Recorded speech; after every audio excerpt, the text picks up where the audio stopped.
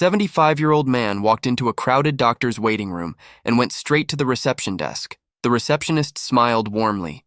"Good morning, sir. What brings you in today?" The old man leaned forward and said loud enough for everyone to hear, "There's something wrong with my dick." The entire room froze. Phones went down.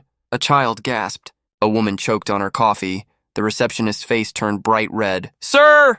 she hissed in a whisper. "You can't just shout that in front of everyone." Why not? He asked, looking genuinely puzzled. "You asked what was wrong." "Yes, but you need to be discreet," she explained.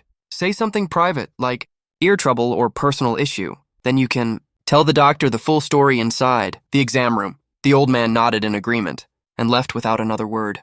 10 minutes later, he returned, marched back up to the desk, and the receptionist, looking relieved, asked, "Welcome back, sir. Now, what seems to be the problem?" He cleared his throat and announced loudly, "There's something wrong with my ear." The receptionist forced a smile. "Oh, and what's wrong with your ear?" The old man dropped his pants, pointed, and said just as loudly, "I can't pee out of it."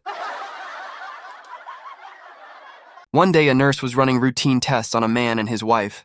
After checking their reports, she looked up and said, "Interesting. You and your wife have the exact same blood type." The man paused, thought for a moment, then chuckled. "Well, that makes sense."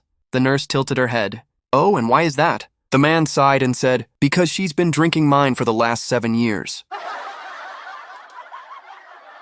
A woman walked into the doctor's office looking a bit concerned. "Doctor," she said, "my husband's, well, let's just say his package is so long that every time he uses it, it hits my stomach." The doctor, struggling to keep a straight face, replied, "I can prescribe some medication that might help with that." The woman blushed, shook her head, and said, No, doctor. I was thinking more along the lines of a small surgery to just lift my stomach a little higher."